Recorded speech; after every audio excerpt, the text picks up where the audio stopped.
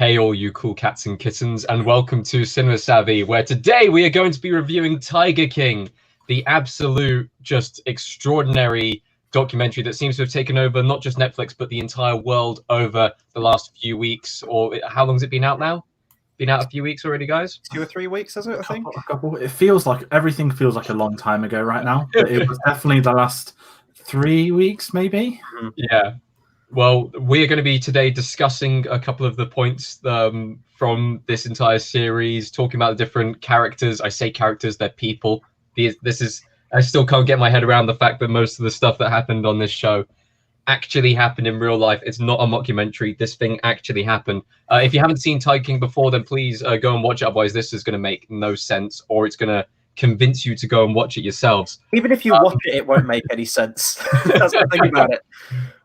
Please make sure to follow us on the socials as well before we go into it. So that is on Facebook. You just type in Cinema Savvy, Twitter at cinema_savvy, and it's exactly the same for Instagram as well, where we keep you guys updated on what's happening with our videos and everything like that. So where on earth do we start with this? Like the first time we watched it, maybe, or even heard about this thing, perhaps, because I was later to the party on this one than both of you guys together, like much later. I had heard of this. Well, I was late to it by a couple of days. So my sister watched it, and we were trying to watch Mandalorian, and then suddenly we're not watching Mandalorian anymore, and she binged the show upstairs. Like, okay, it's fine. And then at work, everyone started talking about this tiger thing. I started seeing memes. I started seeing celebrities doing, like, not reactions, but like celebrities were tweeting like photos of them watching. I'm like, what on earth am I watching? And then everyone at work was going to. I said, okay, shows like this are often overhyped. That was my that put me off a little bit when something is so overhyped to the mass. There's not just a lot of expectation. It's not in a nasty way. Normally, it's just okay. It's cool, but it's not to the level we've been told it's cool. And I was just told, just get to episode 3, and I don't need to say anything else. That's all I was told. I said, just get to episode 3. I'd say I was harassed to get to episode 3, but I watched episode 1. And I thought, okay.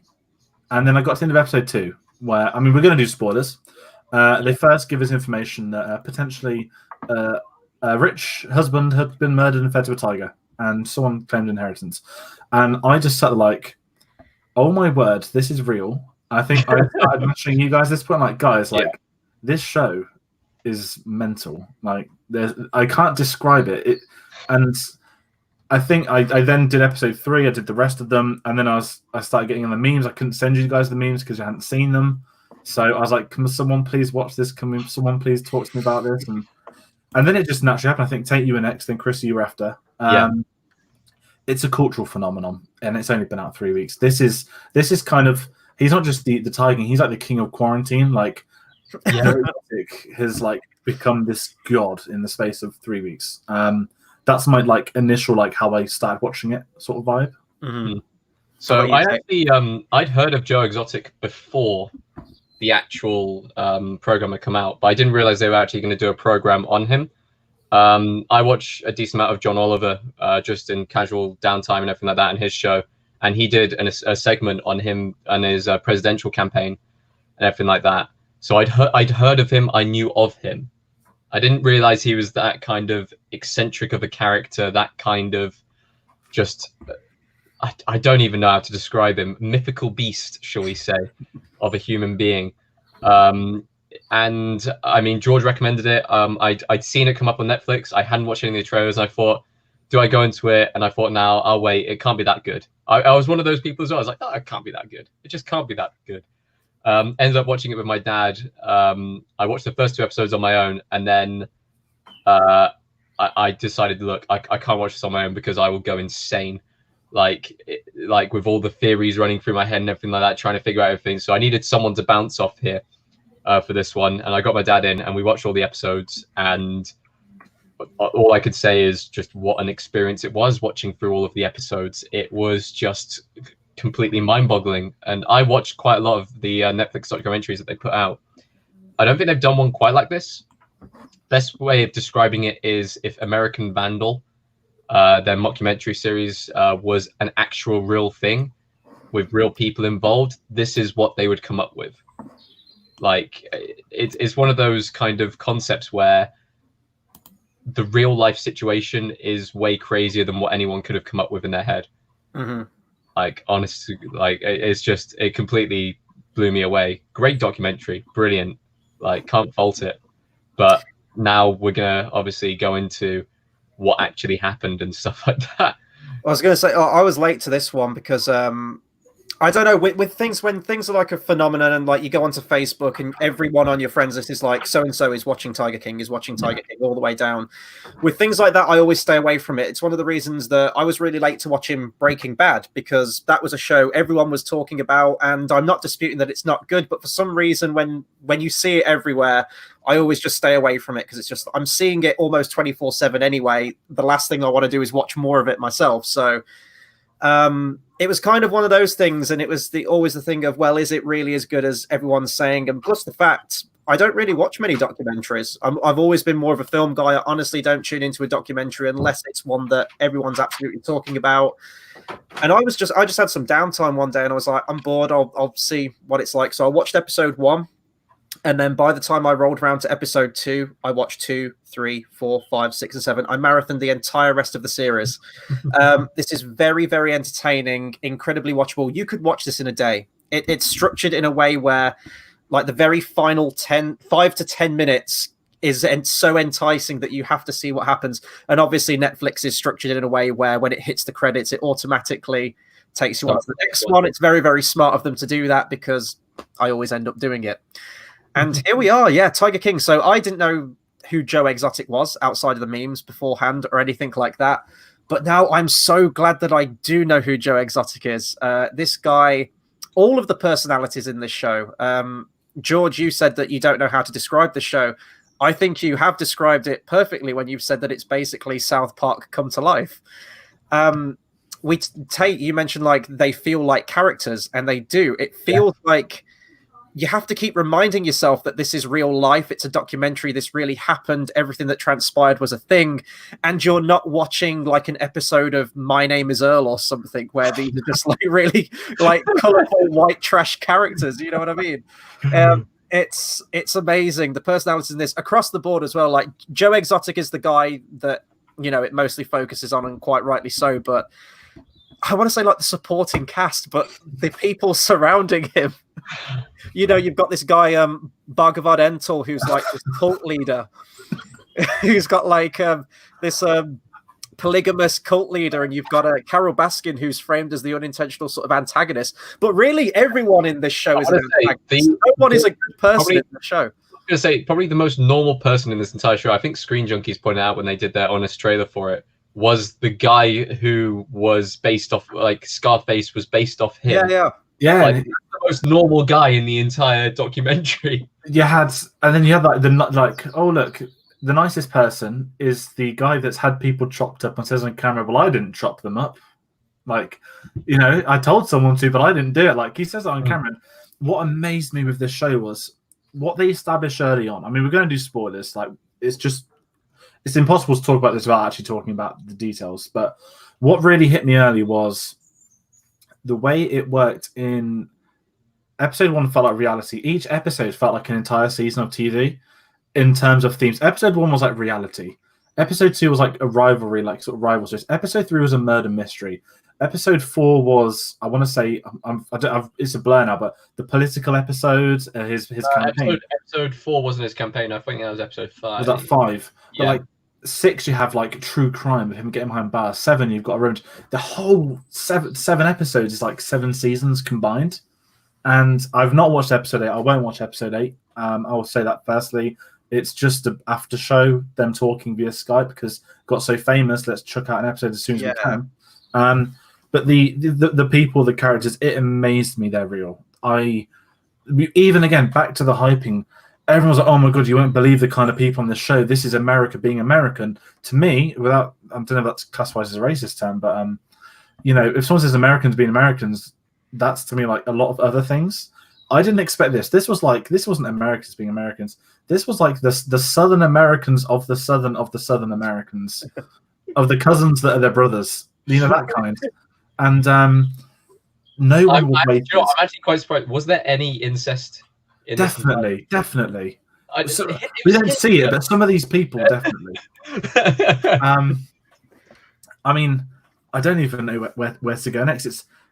It's just this free fall, and as the series progresses, you get these big plot twists, and they're coming in, new characters coming in. They could have been in episode 1 because it's a documentary, but even changing the name of when the character comes up, Joe Exotic husband, you get the big plot twist. Then from that moment onwards, it comes up Joe Exotic ex-husband. They even styled it in a way that it would have been a spoiler. And I think the big thing to me was they established early on that the guy that did the documentary, he shows the footage of how it came by in chance, that he just stumbled across this tiger in a van, and that got him intrigued, and he did this. And when he started recording this, what did he say? It's done over 5 years, 5 years, and so much stuff was happening where he's meant to be covering a simple documentary, and it's just evolved. And I think that's the big thing, that because they've said it from day one, I didn't expect this documentary to be like this. None of us did. They had the murder scandal. They had political points. They had the original thing was, we're going to have a look into the illegal tiger trade and the illegal exotic animal trade. And it just happened to focus on tigers. They found the character of Joe, who was this person who wanted fame, so was willing to kind of be there for the camera, do some crazy stuff, which, I mean, the documentary paints it as this was his normal life. I'm guessing it was. But I'm sure that the cameras would have kind of willed him on to do more and more insane kind of shit. As the documentary progresses, it doesn't just become like it's just Joe. It's just about the Tiger King Joe. Because at the start, every single title card they do, they put up a different face of who they believe is the person who's on top at the time, who is the Tiger King in that kind of sense. So you've got one where it's, I think you've got Joe up for 3 or 4 episodes. Then you've got Doc Antle coming up for 1, and then you've got Carol fucking Baskin coming up for another, which we'll get onto. We'll get onto like individual characters, our thoughts and everything like that in a bit. Unfortunately, I don't have a blow-up doll like right behind my head to shoot. But yeah, this documentary just documentaries have taken twists and turns before. They have, but I can't even describe it. It's just mental, like. Well, Iris in the comments has described it as Tiger King feels like good trashy reality TV, and then JX Editor says my brother described it as Trailer Park Boys with Tiger. In terms of how Iris found it, she says I found out about Joe Exotic many years ago on a documentary from Louis Theroux for the BBC. As soon as I saw his face on Netflix, I knew it was going to be great. I've heard about this. Everyone's been going on to the Louis Theroux documentary. Apparently, Joe Exotic, he's not as mental as he is in this, but he's quite tame. But Louis Theroux has spent the last few weeks on Twitter tweeting that Carol Baskin's a murderer. Like, Louis Theroux has picked his side very well. Yes. Like, he loves Joe. And to be fair to Louis Theroux, his documentaries, he's someone that could come out and say, this is trash, this isn't a real one. But Louis Theroux loves it because he knows it's real and it's like this. And I think what you mentioned, Tayte, this started as a documentary, a Netflix documentary on illegal tiger trade. Definitely. Netflix loves that kind of documentary. This doesn't strike me as the Netflix kind of documentary because so much happened, but it just evolved into this ridiculous, crazy thing. And it's insane. I don't know where to go next. You need someone who's like a psychology graduate or something to analyze people. I mean, we don't have a psychology graduate, but in this show, there is a doctor of mystical science. Okay, no, I want to go on to characters. Okay, I think should we characters? Like, we'll finish on Joe himself because we could dedicate a lot of time to that. Let's start off with Doc Antle, master of the mystic arts. Going to be taking over. His name out for everyone, Tayte. I can't even Doc Antle. Bhagavan Antle. And no one knows what it means. It means Lords, doesn't it? Lord or God or something like that. He wants to take over Doctor Strange's position in the MCU. Not gonna lie. Like, imagine him coming in riding on a fucking elephant. Mamamoo, I've come to bargain. You could see, and then he's just got his army of what would you call them politely? Not groupies. What were they? It's literally Tiger cult equals sex cult apparently. Doc Antle is. I wish I had some pictures. He's a guy that you really like at the beginning. I mean, I say very like in a. None of these people are good. He seems like a sound guy when you first when he's chatting to the camera for that. He seems to have a very kind of. He seems arrogant, wealthy arrogant. Oh, so arrogant. This guy, and I love how they left that footage in, which he clearly thought was going to be edited out, where he's saying like, "You're going to knock on the door, and I'll come out to the door, and I'll say this," and they leave that part in just to sort of break. They give you an impression of what kind of man this is before you even like get him sat down. It's great. I love that because the thing is, it made me think like, oh, that's true. Like I've never actually thought about it. That's how they do it in documentaries. They do have to pretend to open the door, and why not just put him in his place? He's not dislikable in terms of he's dislikable, but he's not the level of dislike he becomes. I know we can say that about every single person that appears in this show, but he's truly someone that as the plot thickens, so does everything bad about him. And to be fair to Netflix, they leave a couple of not cliffhangers, but they kind of tease a big revelation which doesn't come true till the final 5 minutes of the entire season. But he's, again, the word character, they do feel like characters. They don't feel like real people. He's kind of a bad person, but at least he's the only person on Joe's side come the end of it. Yeah. But I feel that was more a case of all the Tiger owners are definitely going to, I know in like sports, you know how like goalkeepers always defend goalkeepers. They won't ever get an argument. And everything like that. Yeah, I can imagine this is a very incestuous... I was going to say they're defending their own actions through someone else. Yeah, I don't know how people get into this. Like, what is the fascination? Is it the power thing? Is it like? Dude, did you not watch the documentary? Tigers are sexy.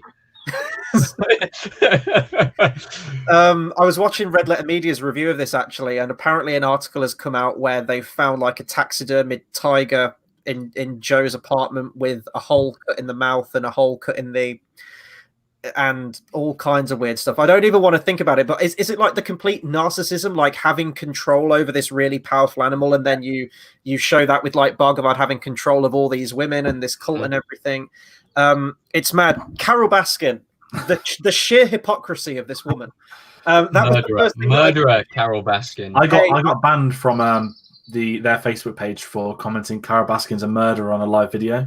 I'm going to say alleged because her lawyers are incredibly powerful, scary people, and I don't got $1 million to pay out to them, so I'm going to say alleged. I'm going to say it. Like, I'm sorry, but people are able go for it then. People things based off the documentary itself. Even if you disappear after this review, you'll know what happened. Even if you do a little bit more digging and everything like that, like. Yeah. It's so very clear that she murdered him, and whether she fed him to the tigers or whether she left him under the septic tank or whatever, the various different theories that have come out from that. Imagine the scene from the Irishman, the Jimmy Hoffa scene. I was thinking more Sicario, like when they accidentally. I think I watched it recently. They shoot the house and they realize there's like bodies in the wall, and there's this like revelation. There's a house full of them. It's just Carol Baskin's mansion. It's like all the old Tiger owners. Even from watching the documentary, the documentary people, they're meant to be kind of very unbiased here, and they take kind of the sides. They do interviews from both sides. They try and kind of squash some theories. They accept others and kind of run with it. I feel like they did a very even representation of this kind of murder mystery subplot. See, I don't think they did. I think, Chris, with what the evidence that they had and the way that the people were talking within the documentary, I mean, let's be honest here. No one believes Carol Baskin when she's defending herself. No, I know, but I will say from a pure editing and how it was structured in the interviews they do steer it more towards a certain conclusion at the end of it. It's not like that might be because from all the people they interviewed, there was only one person who really had Carol's side, and that was her slave husband. Oh, bit of information here, bit of trivia. I did not know this. Bhagavan Antal was in the famous Britney Spears performance on MTV with his tiger. Yeah. He's still got long hair. He's 20 years younger, and he looks more creepy the younger he is. It's Carol, I mean, we're talking about Carol, but for those that haven't watched it, so the alleged murder is that Carol Baskin owns Big Cat Wild Park, or one of them. She basically owns a "we'll save the animals" kind of place. Big Cat Rescue. Big Cat Rescue. Thank you. She's this brilliant person. She's going to save all the tigers. She's going to take them off all of the really bad people that keep them in cages to keep them in her smaller cages. She is someone that's it's all about the charity. She's a multi-millionaire. And everybody that works at her park are all volunteers that don't get paid to do it. But after doing it for 5 years, you do get a new top. And she is someone that is very... How do I describe it? She's definitely someone that gets what she wants, because she definitely inherited a lot of money, with Will's disappearing from other places, from Don Lewis. And basically her ex-husband disappeared overnight and has never been seen since. And that was abandoned at an airport. He had said that he wanted to go over to Costa Rica, but like there was no plane logs. The car was abandoned with all. Was it the 90s? So it was in the 90s, and the case, they could never get a clear explanation. But anyway, the case closed. It has now been reopened due to this documentary. There are tips coming in every day. At first, you think, oh, it's a bit extreme that someone's just saying she fed her husband to tigers because they own a lot of cats. And then the episode develops, and she changed the will. She changed like who is in control of Will. So power of attorney and power of will. She basically took those from someone who was completely neutral and put it into her own name. And she put down in the event of disappearance, the first thing on the will. So and he was going to leave her. Disappeared. Then so and I mean, we could go into all of it, but that would be the entirety of episode 3. But she is painted as a villain in episode 1, and it's a bit unjustified. And then you get to episode 2 and 3, like, okay, Carol Baskin is a bitch, and that is the official catchphrase. Carol Baskin is a bitch. Yes, Joe Exotic goes a bit too far at times. It's good entertainment. Even when Joe Exotic goes far, it's the fact that if you're on the side of the people who are the animal rights people, like Carol claims that she is, you can't even take her opinion seriously when she was actually doing the trade. Yeah, exactly. Them. And the way that she treats her animals, the way that she goes about her business, like not like paying her employees, like, and everything like that, she's doing exactly the same. She's just got that kind of sticker over the top of it that says we're actually here to rescue the things, whereas the others are like, it's a zoo, you come, you visit the animals, whereas hers is like, no, we're rescuing them. That's what got me. It's the sheer hypocrisy of it all. And Iris says in the comments as well, like the fact she wears animal print, like I know it's not real, but even still as an image thing, I didn't understand that. And then putting them in cages, that was one of the first things I said to you when I was sort of like, I was recording little audio message, sending it into the group chat saying that how can she go against Joe Exotic? And it's just, you see this lifestyle of these people, these personalities, constant warfare between the two, essentially, especially when they get their own YouTube channels and everything like that. And Joe Exotic's plagiarizing her image for his own and like kind of doing his own show. It's just mad. And, you know, like by the end of it, it does kind of frame, I won't say it frames Joe as a hero, but you definitely do want to see him as a kind of like a champion of the people against Carol Baskin, who you're meant to hate in the documentary. But none of these people are nice people. All of these people are horrible. And one of the things going into this documentary, which I was worried about, was if there was any sort of scenes of like animal cruelty and things like that. And I think it's an easy watch. It doesn't go massively into it. It does kind of tell you about certain things that may have happened or did happen. It's you know, like you see more human cruelty than animal cruelty. Yeah.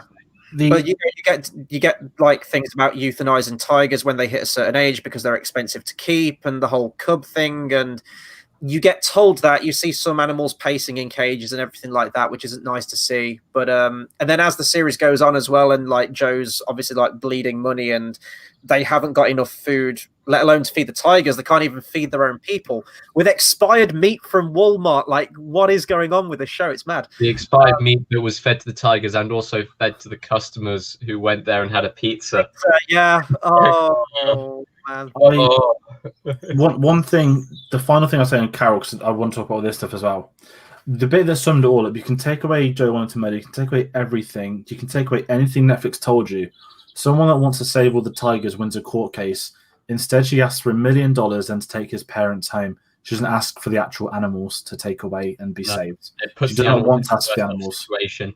She doesn't need the money, but she chooses to take the money to wipe him out and ruin his family by asking for his parents' house. So, I will say, everyone in this documentary is very manipulative in various different ways. Like, Joe is polygamist. Like, he goes off sleeping with random people and everything like that. And that's his own thing. Doc Antle does exactly the same with his cult of women and stuff like that. Like, Carol Baskin is absolutely very manipulative with money, and everything like that. Like, how greedy she is. She basically stole her husband's fortune, and she seems to be kind of out there just to get the money. The cats are really a front to kind of hide. It's a PR gimmick, and that's why I feel that with Joe in this. The series begins with him. You don't start a part out if you don't like the animals. At the very beginning, he strikes me as like someone that does care for the animals. He does love them. He sits in cages. The animal cruelty stuff, the moment you think you're going to get it is when a tiger goes for his leg. And he gets a gun out, and I was like, oh, fuck it. I'm not ready. I'm not ready for this. And he shoots on the floor. He shoots it away. He doesn't go for the tigers. And that's very good use of it because it has got stakes. Obviously, we know he's alive because he got mauled by a tiger, but you think at that moment he's actually going to shoot them, and he doesn't. Obviously, later on, you hear they've put them down, but you never hear about like direct assault, I guess, like that. Obviously, there's stuff that's coming out after, which I haven't read into fully to give full opinions, but I reckon we should talk about possibly the most manipulative character in the show, Jeff Lowe. A creep. He is a 60-year-old bloke trying to act 20. The moment he's brought into the show, he's billed as the savior. He's going to save Joe's park. He's going to help him financially. Here's his mansion in Vegas. Here's him Vegas stuff. Here's him at hotels with tiger cubs. Here is this 6-year-old bloke with a bandana and cap because he's just bold. And he's got like a 20-year-old wife or whatever, and he's already been I don't know if he was put in prison, but his first wife, he basically beat her up because she caught him cheating with his next wife, and he's been in prison stuff everywhere. He's a con man. It's come out since the show that he's been basically desperate to get famous. He's on a lot of trucker TV shows apparently in America. I know that trucking's a lot bigger in America than it is in England, but he's someone that's just sly. He is a wheeler dealer, con man, and to me, he becomes the villain of the piece, but he goes under that radar until he kind of reaches full circle. Because I'm not going to lie, you do like him at the start. You know there's a side to him off the bat, but because they introduce him in the episode where financially Joe needs someone to come and back him up and basically tell Carol to F off, which he does do on a phone call with lawyers, you like him, and then you realise that, oh, actually, he's not so good after all. A common theme, but he's someone I probably detest the most because he's actually done the best out of all of this too. He was like the Littlefinger of this show. Yeah, take this as you will. He completely Littlefingered Joe Exotic by the end of this documentary. Absolutely loathsome character. I mean, they all are like caricatures, like the whole Las Vegas Playboy lifestyle, parties every night, party till the break of day, hot and cold running women all night long. He's a complete bastard as well. It's when his wife is pregnant at the end as well. He says, so she's going to have the kid and then hopefully get herself straight to the gym. I was like, oh, you horrible, despicable piece of shit. And I hated him. Hated his character. Person. He's a person. This is what I mean. Mad. Really quickly, Iris in the comments says, this is going back to Bhagavad Antle and his wives and the cult he has. Did they ever explain how the one who they're interviewing managed to get away? Because she missed it. I don't know if it does it? So there's a rumor that she's doing a show called Doc's Apprentice. So I wonder if it was knowledge amongst the last year or two that someone had escaped. Reminds me of the classic South Park episode, as much as I love Tom Cruise, when Katie Holmes escapes Tom Cruise's mansion. That's Scientology, though. That's not Tigerology. There's a moment there, because you seem to like her, and she's been there for 20s, and I do... Not damaged, that I've never watched like a KKK documentary, but like how people leave cults. It's like, I don't know what I did for 20 years. Like I've never seen anything like it, and you want to know, but you never get it explained. But they do make a big tease when she's going through all the photos, and then there's like this one tiger that was her favorite, and then she says something, and that was the moment and then it kind of, I think, stopped, and it was like something happened. We'll find out, and we never found out directly what it was to her. But the big revelation about Darkantel at the final scenes impacts that episode. Like, okay, that's why she left, because she knew they were doing this the whole time. I mean, can we say it? Like what they did? So, so in prison, Joe just drops. He basically teams up with Peter, the proper animal people. Even though they are good, they do a lot of stupid things. For example, criticizing Steve Irwin on his birthday, 15 years after he died. And basically, he says to them that I know straight up that Doc Antle has a crematorium built on site, and he basically burns all the bodies of the tigers, so they can't basically not be sold, not be found, but disposes of the evidence. You know, not that there's a history of that, and that people do find out. So that was the revelation where, you know, they don't become profitable. Doc Antle gets rid of them, and he gets rid of the evidence too, which is a big thing. And then it says, I think that the old title credits, Doc Antle's place was raided in December 2019. Did they say? Yeah. So he's obviously screwed. That's the thing. Like this, not just him, but I think they've opened the case again, haven't they? The disappearance of Carol Baskin's husband. Like this has now opened like a whole kettle of worms, essentially. You know, can of worms, essentially. Yeah, and I'll be honest. I think pretty much everyone who was involved with the Tigers, at least in this documentary, is probably going to be going down. Yeah, and I think that's the theme, isn't it? Because that's what Joe Exotic was saying from the beginning. He says like karma's going to come for all these people. Essentially, karma. It is done by. I am the Tiger King. If I fall, everyone falls. Yeah, which is. I think the drug kingpin's going to be all right. I mean, but then again, he's a customer, so you know the customers are going to get away with it to a point, I guess, as long as they're not doing it recently. But yeah, I don't think any of these people are going to come. I mean, Jeff Lowe, like he basically admits he set Joe up on an episode. Yeah, which it amazed me, because it's the most like, if you're going to do the crime, don't tell anyone. And they've got the worst hitman in history, because interviewed in a bloody hot tub. What is it? What are them trash places called? Motel. Yeah. Like, it reminded me of the scene of Dumb and Dumber, like when they're like listening through the wall. Like, what's he listening to? It's like a man confessing to taking monies to a murder, but going on getting pissed in another part of America, and they all admit together. You know. So here's my question: do you think that Joe actually hired the guy to murder Carol? Oh yeah. Oh yeah. He. I think he was led on, and he's a stupid idiot. But he was so stupidly led on because he was in desperation to get rid of Carol. He did it so. But because they don't have that full evidence to put him down for it, they kind of said, didn't they, that the reason that case got big was because once all the animal stuff came out after they raided his park, there was no way he could recover from that.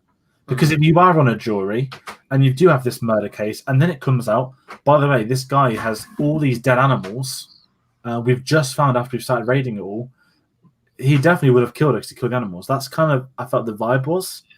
I think he rightfully should be in prison, not for the 22 years and not for the murder, obviously the hitman stuff. He'll probably get out early. He'll get out early because he should be in for the animal crimes. But I'm going to assume if he's selling everyone else out to the animal organizations, he's not doing it out of goodwill. He's going to get out early. This show is going to put more public eye on it. They turn around and there's another case for releasing Joe Exotic. You're not going to get 5 people standing outside the court this time. There are going to be hundreds and hundreds of people. Well, going to viewing figures, this documentary was viewed by 34.3 million people in its first 10 days of release. Wow. I don't know what it currently stands at now. I couldn't find those figures. Probably a lot higher. 10 days. My only worry with Netflix viewing figures is that Netflix now classifies a view if it's 3 minutes or more. That's right. I think there was another stat this week where, did they say Tiger King has over 5 billion minutes streams? That's believable, definitely. Because I'm not everyone has the timing of this coming out with everyone in quarantine, everyone on lockdown. It kind of confirmed 5 days ago. Tiger King racks up 5 billion streaming minutes. That's a very big figure. And And like I said, all these people are celebrities now. Is it Cameo, that website where you can give people money to like record voice stuff? All the Tiger King cast are on it. You know, these are all people that are most of them clearly just want to get famous. Certainly Jeff Lowe, certainly Joe Exotic. You got some people that don't care. The best person on it was the Kurt Cobain lookalike, He just didn't care about anything. Like, you know, you've got the ex-husbands as well, and his new husband, and I don't even know where you start with it. Who say that they're straight? I don't get that. Like They want crystal meth. We've all seen it. They wanted meth, and they would do anything for it. Yeah. Okay, Guy got tattoos and like was probably doing God knows what with Joe Exotic, and he's like, "Oh no, I'm straight. I was married to him for years and years, but I was straight." Like, no, that's not how it works. His cover-up tattoo at the end might have been one of the worst fucking things I've ever seen. Yeah, look, you can still see the words like coming off it. Once you get it replaced with it, is it like a bull or something he gets tattooed? Yeah, it was. Oh god! Like, if you're gonna cover up the whole bloody thing.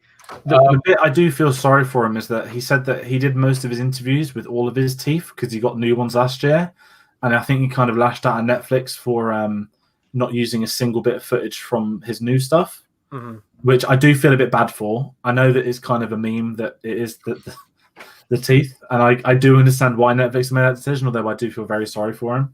But at least he's not recognizable now, so that will help. Yeah. So, closing remarks. What was your favorite moment from this documentary? Oh Jesus! Oh, all of Joe Exotic's YouTube videos. I've just like, what is it? You're gonna come into my trailer, and then he's got a shotgun, just like shooting things. When it's like, you want my watch, and then he blows it up. Yeah. And their rivalry makes this like this is what Batman v Superman should have been. You know. Chris, have you got a favorite moment from this? Favorite? I've got three, which I'll go through very, very quickly. I do like that moment you just mentioned, though. That was one. I am never going to financially recover from this. So nonchalantly telling a room full of customers that an employee's arm has just been ripped off seconds ago, and oh god, absolute classic. Oh god, what else? There was that one. The song I Saw a Tiger, just the music videos when you so obviously know that it's not him singing, but his ego just talks and he's miming along. And I have listened to that. I have unironically listened to that song a bunch of times. I genuinely think it's a good song. And the other bit is not related to Joe Exotic at all. And I can't remember the guy. I think it's the informant guy. Yeah. They see the opportunity, which I didn't even think to do. And it's genius. They play Survivor's Eye of the Tiger, which was perfect. And he's on the jet ski in slow motion. I was going to say, that is South Park. Of Archer. It's beautiful. It's when they call him like he's just a fucking real life Chucky doll. And it's just... seriously, I was laughing throughout this entire documentary. There's some moments where I was shocked, some moments where I was like, oh my god, that's so funny and stuff like that. The informant on the bloody jet ski, Tiger blaring in the background, I was on the floor creasing. Oh my god, that was my favorite moment. There's a character in South Park called Nathan, and he is the spitting image of him. If you need to, I reckon they'll do it. I reckon South Park will absolutely. South Park needs to. They will do a Tiger King. I always feel sad for South Park because whenever the big stuff kicks off, they're never on air. And I feel that when they do make their comeback, September, October normally, I feel that they need to do like a catch up of coronavirus and Tiger King. I reckon they'll do like a mixture between kind of the mixed reception that the live action Lion King did and Tiger King. They'll somehow combine the two concepts. They should just have the school kids visit one of the parks from Tiger King for an episode done. It'd be unreal. There's so many great moments. It is hard to pick three as it is. You know, there's like, what's your favorite non-Joe moment? There's so much for so many people, but it's like the impact of it. Because ultimately, as fun and crazy as it is, it does rightfully expose that industry that does need to be exposed. And I'm guessing, I mean, when you've got people like Shaquille O'Neal buying tigers, that just like not shows how backwards it is. Because I know that America's got their own rules, and I understand that.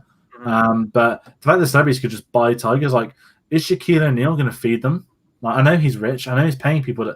What Shaquille O'Neal needs to do with a tiger? I don't imagine him, especially when he was a player, going in and chilling with his tiger for a bit. it's a backwards industry, and it is quite sad seeing them caged up. I think the documentary does a good job though at the end, in that it doesn't really give a clear-cut answer as what is the best way to conserve the species, because I do like how it comes full circle. You see all of these people, apparently, we like to believe, starting out with the best intentions of wanting to preserve the species and to give them a home and a sanctuary and things like that. They get caught up in it, and it kind of comes back at the end where it cuts back to the employees who I'd say are of sound mind, but one of these people got their arm ripped off and went back to work in, like, what was it, 2 days or something like that? Yeah, it was like 2 days after like being released. It was like absolutely mental. But they say that you know, the big cats, they weren't given the attention that they needed. They kind of got lost in the minutiae of everything. So you're kind of left with this question at the end where you don't really know. It's like, if you leave them in the wild, they're probably all going to become extinct from hunting and, you know, sports and everything like that.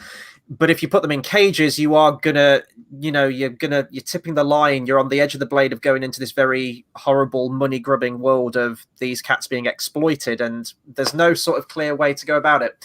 And I like that it leaves that up in the air a bit. It doesn't really sort of fall down on a clear-cut answer with that. But yeah, would we recommend this documentary to people? Implying, if people haven't already seen it, like, everyone's already seen it already, but. Yeah, I'm very glad I watched this. As I said, I don't watch many documentaries, and I don't usually give into the hype, but this is one where it's justified.